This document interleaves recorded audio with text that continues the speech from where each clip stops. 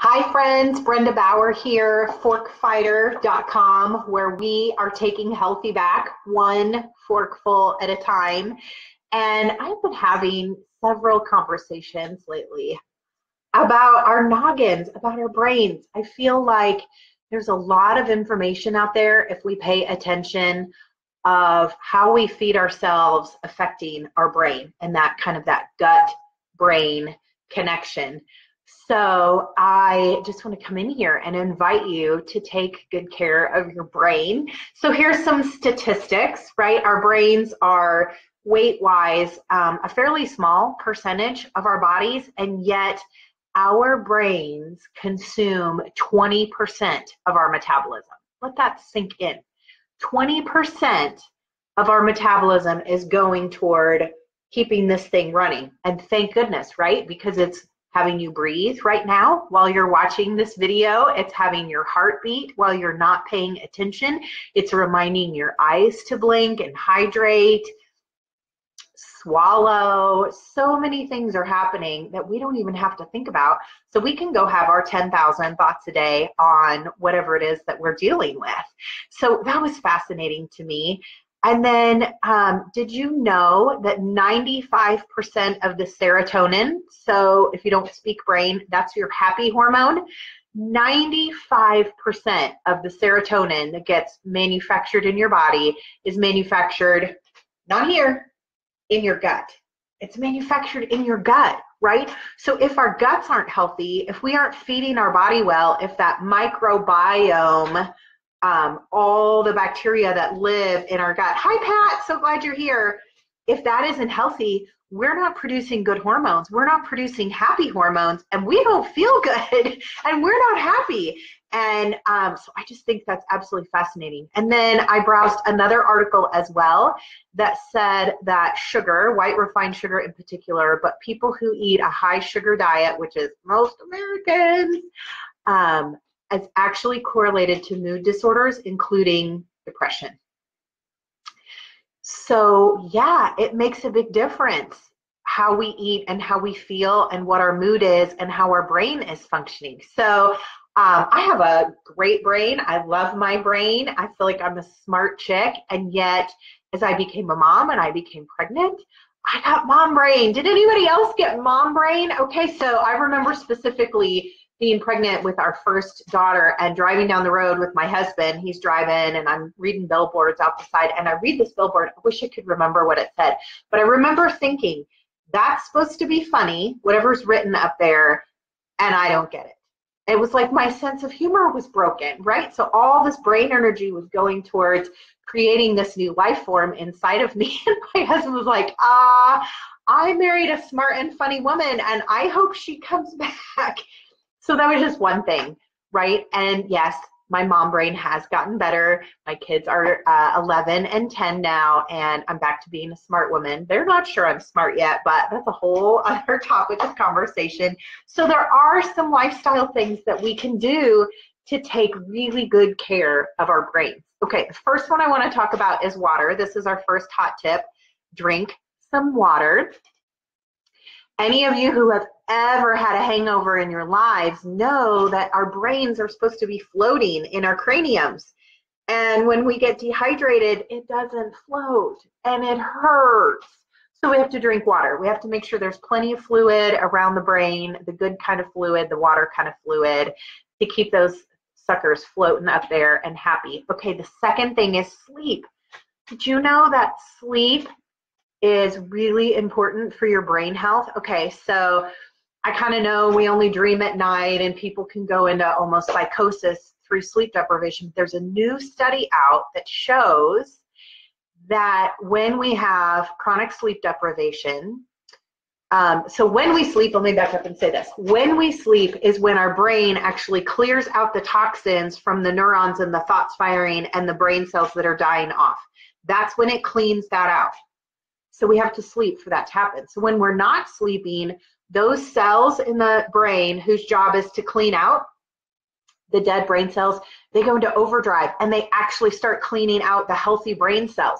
So yeah, you want to sleep. You do not want your brain to eat itself, which is what happens when we don't sleep enough. So that's motivation for you on the sleep thing. And then, of course, we have to talk about this, right? What do we put on our forks?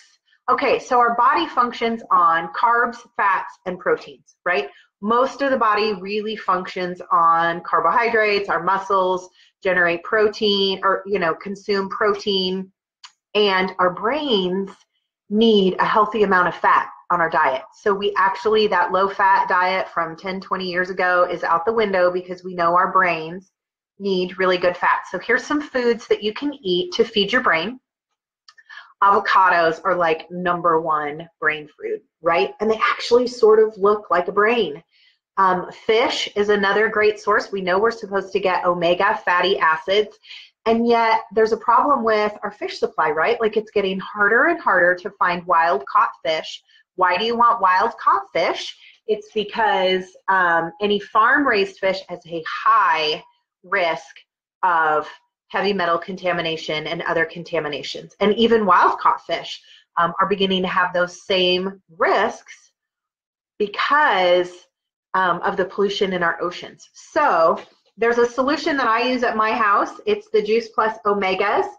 Did you know fish do not make their own omega fats? They actually get it from the food that they eat. So what this did, this orange bottle, is they went to the algae that the fish eat, and they extracted the oil from that. And then they also went to some other plants that have really great omega fats in them naturally. Sea buckthornberry, raspberry seed, tomato seed, pomegranate seed, just amazing. So there's no risk of heavy metal contamination, and there's no risk of a sustainability issue from overfishing our oceans and our lakes and our streams. So nuts. Nuts are another great source of really good brain fats. And have you noticed that a pecan also looks like a brain? I just love it when food is color coded, and so we know what it serves in the body. It's awesome.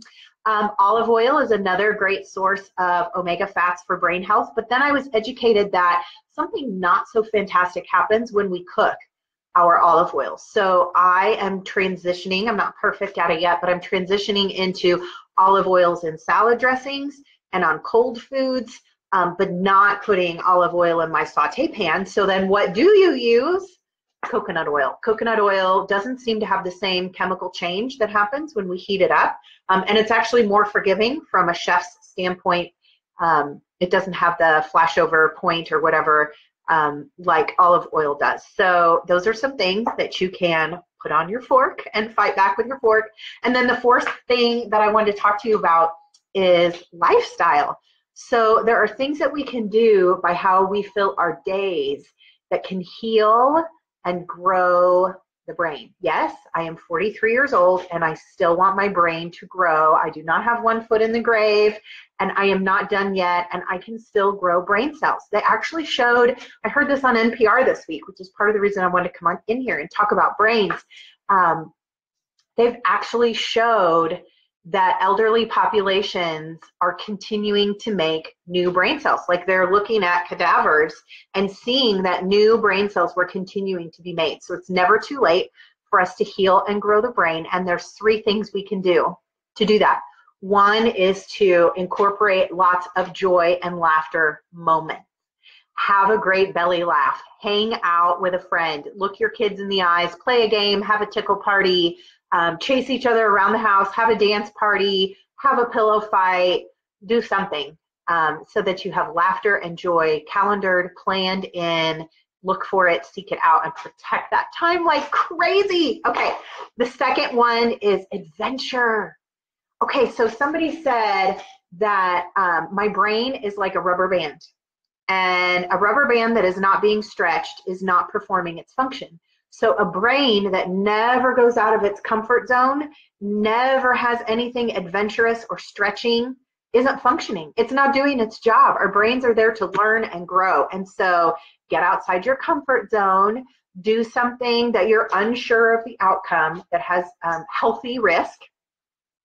And the other adventure piece is get out in nature. Like it's so good for us to get outside. Yesterday, I went outside for a walk. Today, I got to mentor my daughter's class at school, and we went to the outdoor classroom for our meeting. Like was awesome to just get some fresh air and let those brain cells grow. And then the third thing is community. And so that's what we're doing as Fork Fighters. We're building that community, whether it be online or you come to a live event if you're in Springfield. But we need that community of people. We need to be elbow to elbow and shoulder to shoulder with people who are also trying to grow and heal their brains as well. So planning that time to be with other people to get inspired. So I have a couple of opportunities for you. There is a brain health video done by the very smart Dr. William Sears. He's America's pediatrician. I adore him because his book was one of the few that told me how to care for this mom bod after pregnancy. But he and his wife, who is a nurse, have written hundreds of books, I think.